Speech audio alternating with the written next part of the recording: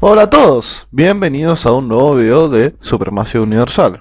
Vamos a hacer la parte 3 del video de la Nación Americana.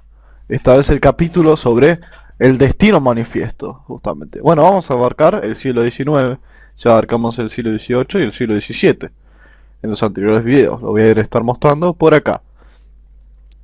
Como ven, me corté el pelo y tengo un poquito de ojeras, ¿viste? Estoy un poquito hecho mierda, pero bueno. Vamos a comenzar con el video en sí. Bueno, este mapa no lo mostré en el video como tal, pero es la miniatura del video anterior. Y bueno, acá nos quedamos en 1790, como era la composición étnica de Estados Unidos.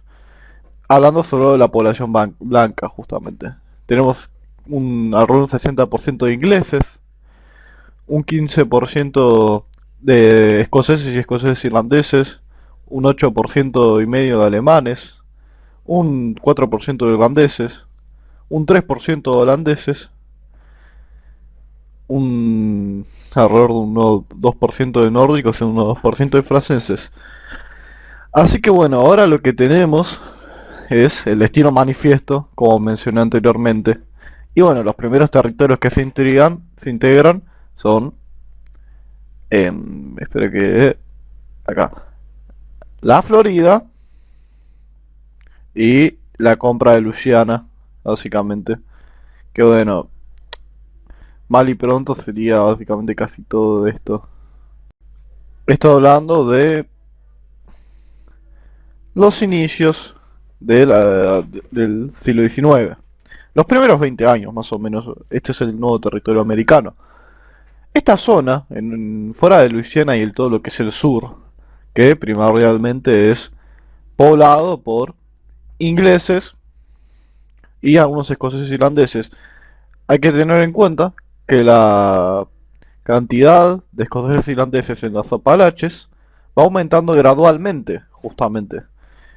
Al mucha gente de inglesa emigrar al oeste, esta zona se vuelve aún más escocesa, irlandesa y escocesa.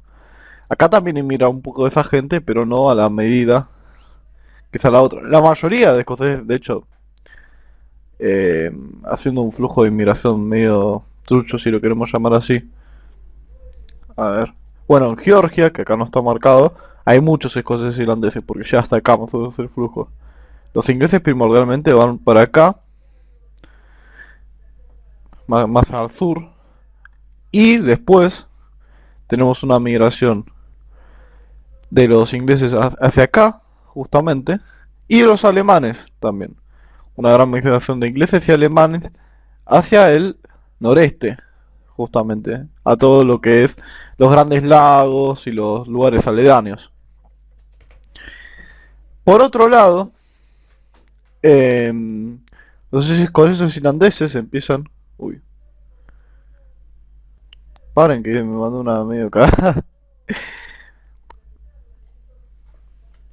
Los escoceses irlandeses y los escoceses en sí empiezan a inmigrar más a esta zona, al sur de Indiana, a partes de Missouri, también Arkansas, todo lo que es acá, justamente. Bueno, estas zonas no se vuelven estados hasta muchísimo más tarde. Luisiana sí se vuelve estado de una manera temprana. Y hablando justamente de la composición étnica de las poblaciones de acá, de los nuevos territorios incorporados que no eran ingleses, hay que tener en cuenta que Luisiana, por ejemplo, tiene una población francesa muy importante y una población mulata muy importante, además de población negra. Em, Alrededor de la mayoría de toda la población es una mezcla entre cajunes y franceses étnicos y negros, justamente. Que bueno, más que nada en toda esta zona. Por el resto, está poblado principalmente por indios, justamente. Y bueno, acá, en todo lo que es Estados Unidos, se los va expulsando gradualmente hasta que se los promete ir a Oklahoma y toda esta zona. Y ahí es cuando hablamos de la noche de las lágrimas o algo similar, que es básicamente cuando transportaron todos los indios fuera de su hogar y los llevaron a la Luisiana. Es por eso mismo no eran ciudadanos. Después, también un dato curioso es que había al ser las Filipinas españolas y la Luisiana ser brevemente española, Hay una población filipina, justamente, vamos a representar en rosa. Y lo mismo en Florida. En Florida también hay una población filipina, pero la mayoría de la población es española. No hay tanta mezcla racial como en el resto de lo que era México, los territorios coloniales de México o el resto de Latinoamérica, sino que la Florida tiene una población española blanca muy importante. Y bueno, lo que termina pasando es que se empieza a extender mucho la esclavitud y migran masivamente ingleses a la Florida. Lo mismo con Luisiana, hay una expansión de la esclavitud muy importante. O sea, porque son zonas aledañas del sur, justamente. Y acá es cuando se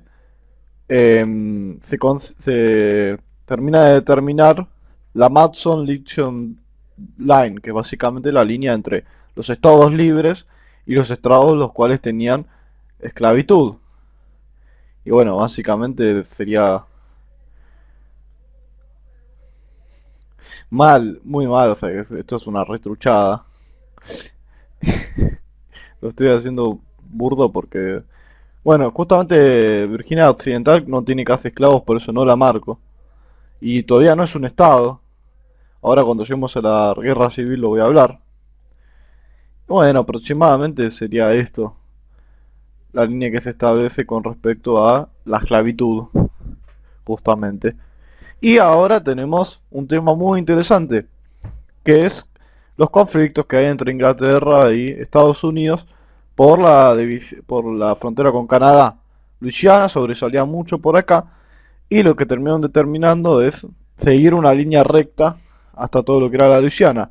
Pero se encontraron con el territorio de Oregon, Washington y Idaho y no sabían qué hacer.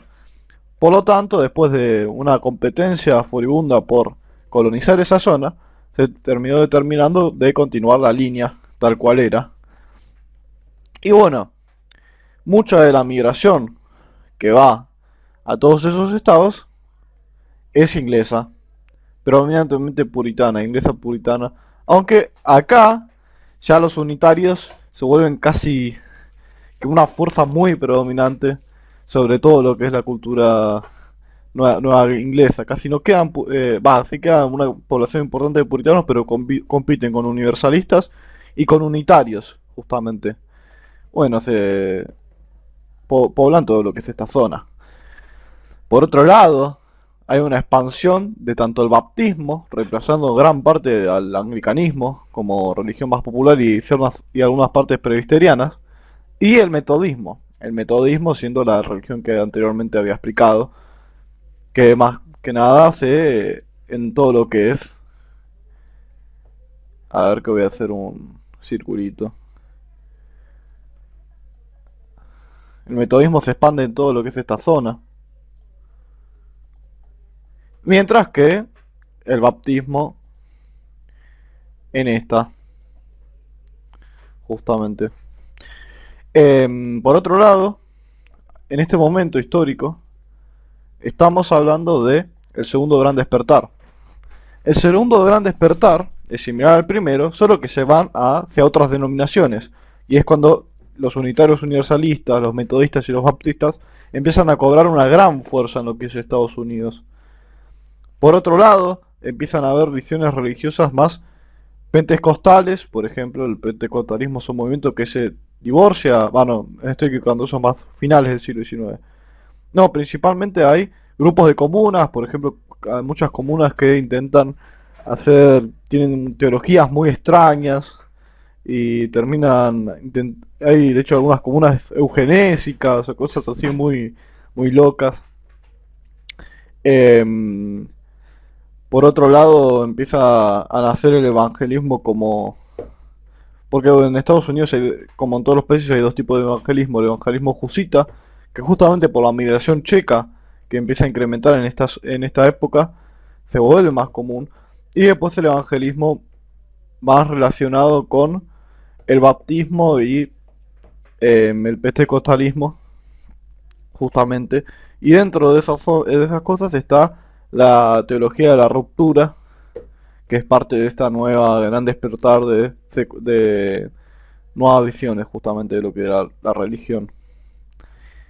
Em, Así que por otro lado, tenemos bueno, esas nuevas teologías que se van imponiendo y expandiendo de una naturaleza distinta, más evangélica, y otras que son más tradicionales, como el bautismo y el metodismo, aunque bueno, el bautismo es bastante evangélico en algunos sentidos.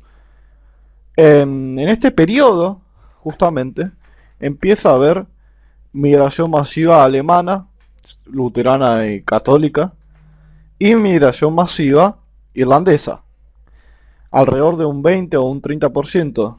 Un 30% de ambos grupos son los que... Un 30% de los migrantes de esta época y un 30% de los inmigrantes de esta época eran tanto alemanes como irlandeses, dejando a los anglosajones por detrás y otros grupos como los franceses consistiendo solo un 3%. Así que es primordialmente alemana y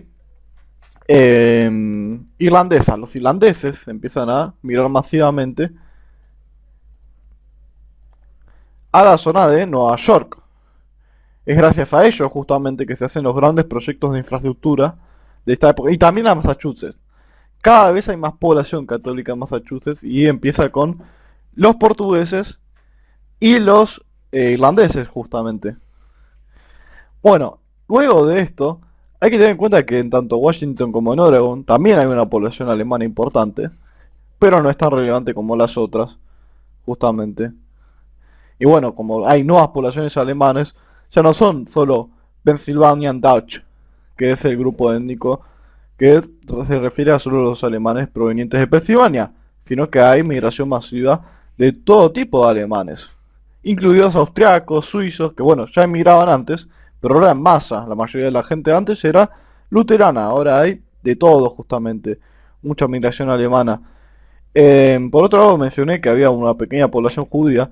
Acá con la migración de alemanes judíos es la primer momento donde empieza a haber una población judía importante en lo que es Estados Unidos. Pero bueno, más tirando 1850, porque ahora vamos a hablar de la guerra contra México.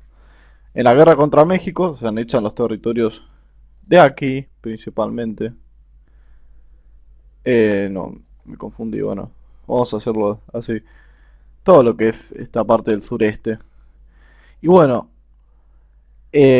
toda la zona de Nevada, de Texas, Nueva México, Arizona y Colorado, Utah, es poblado principalmente por indios españoles, y en el caso de Texas hay una población muy importante de anglosajones y esclavos negros que van migrando masivamente ahí, y es como crean la independencia texana justamente. También hay una población alemana importante en Texas que inmigra alrededor de esta época.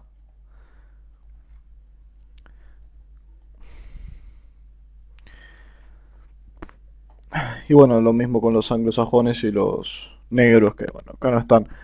En California es una cosa muy curiosa, porque primero que nada, las primeras migraciones italianas importantes fuera de los valdesianos van hacia allí, van hacia California, son italianos del norte en esta ocasión. Una de las primeras partes son italianos del norte. Luego una migración muy importante de anglosajones. Luego otra migración importante de alemanes que es muchísimo más posterior. Pero hay poblaciones previas, como por ejemplo obviamente los mexicanos y españoles, los indígenas. Pero algo muy curioso es que hay una población argentina, por ejemplo, en todo lo que es esta zona. Y no solo eso, sino que hay una población también filipina. Con Rosa voy a representar a todos los grupos de esta Asia. Filipina y el este de Asia en general. Algo que me olvidé mencionar es que los primeros inmigrantes hindús ya estaban en Estados Unidos antes de la independencia. Y lo mismo con árabes. Había muy pocos árabes, pero había. Y justamente ahora es que empieza la migración masiva de árabes.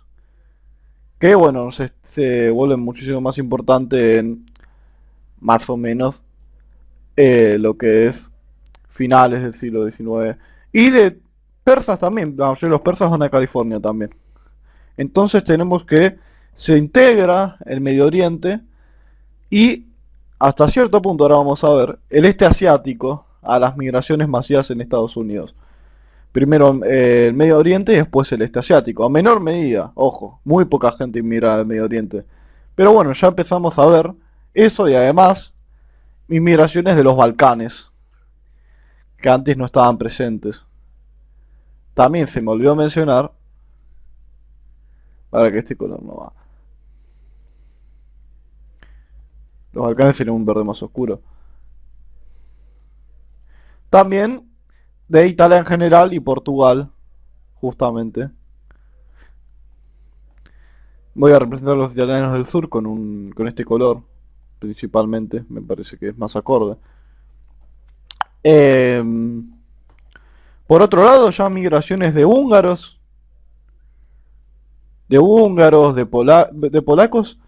vamos a poner los húngaros por acá. Los polacos, que los voy a representar en rosa, empiezan a migrar masivamente a Estados Unidos en unos años que ahora voy a mencionar justamente. Ahora estoy hablando principalmente en un inicio de los primeros 50 años del siglo XIX.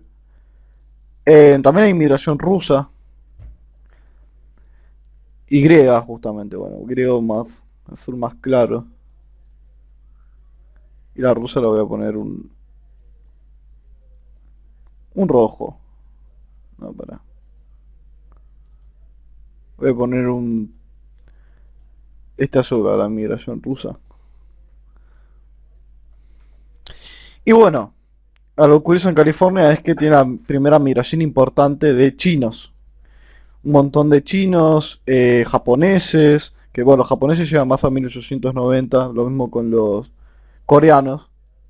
Pero tiene una población muy importante de chinos que después los excluyen, le hacen la exclusión de la acta de exclusión de los chinos, ya que venían por el Gold Rush en California, o sea, básicamente la búsqueda de oro masiva, que bueno, atrae más que nada a los anglosajones, los alemanes, entre otras muchísimas cosas.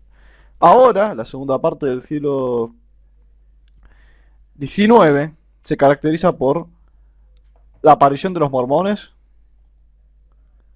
que bueno, los mormones migran masivamente a Utah, justamente, siendo el único estado mormón, incluso hoy en día, que bueno, se originan en Nueva York, los mormones.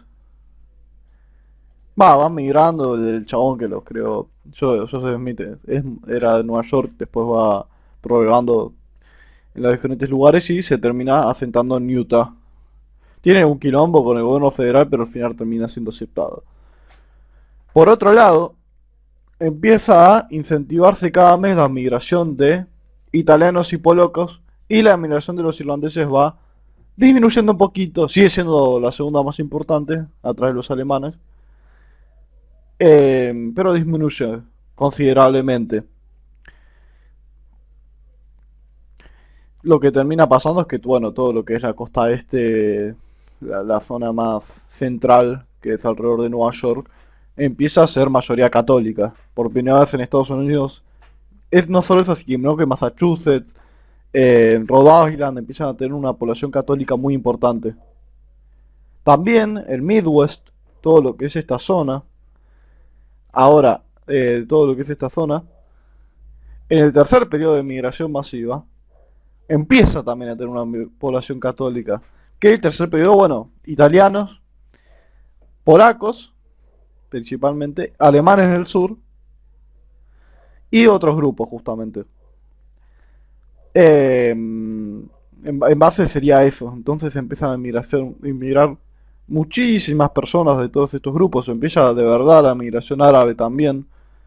Empieza la migración del este asiático hasta que se recluye justamente. Y también hay pequeñas migraciones de centroamericanos, de puertorriqueños. Justamente Estados Unidos en los últimos años han hecho a Puerto Rico y Cuba y Filipinas. Y ahí es cuando empieza un poquito esa migración. Que principalmente los puertorriqueños van a Nueva York, los cubanos a Florida. Y los otros grupos de centroamericanos van al sur de Estados Unidos. Pero son muy pocos. Entonces vamos viendo que la migración cada vez se mueve más acá Y bueno, algo que hay que considerar, que me olvidé mencionar, es que después de la guerra civil, primero que nada se liberan los esclavos, obviamente. Y segundo, que empieza a haber una población muy importante de blancos libres, digo de negros libres, y se permite la migración de negros justamente. Pero no mira casi nadie de ese origen. Y otra cosa que me olvidé mencionar muy curiosa, es que los nórdicos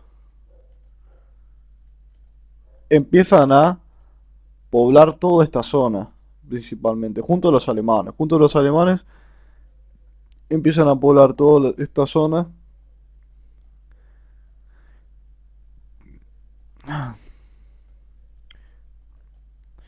Son alrededor de un 5% de todos los inmigrantes.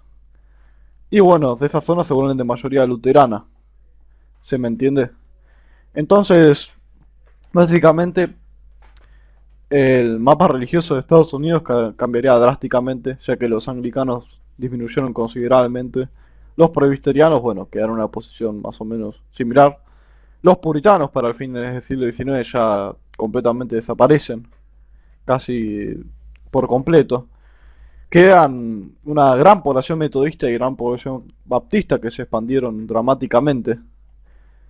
Una población católica que también es la primera vez en 1850 que la población católica se convierte en la denominación única más grande de Estados Unidos. Pero bueno, empieza a haber toda esta migración, todos estos cambios religiosos justamente. Los primeros evangélicos también están presentes ahí. Y bueno, muy resumidas cuentas, esto sería el video. Básicamente parece una esquizofrenia de flechas de la concha de su madre, pero bueno. Al final de este video va a haber un mapa que va a dejar todo más en claro. Así que chau chau, nos vemos en un próximo video y adiós.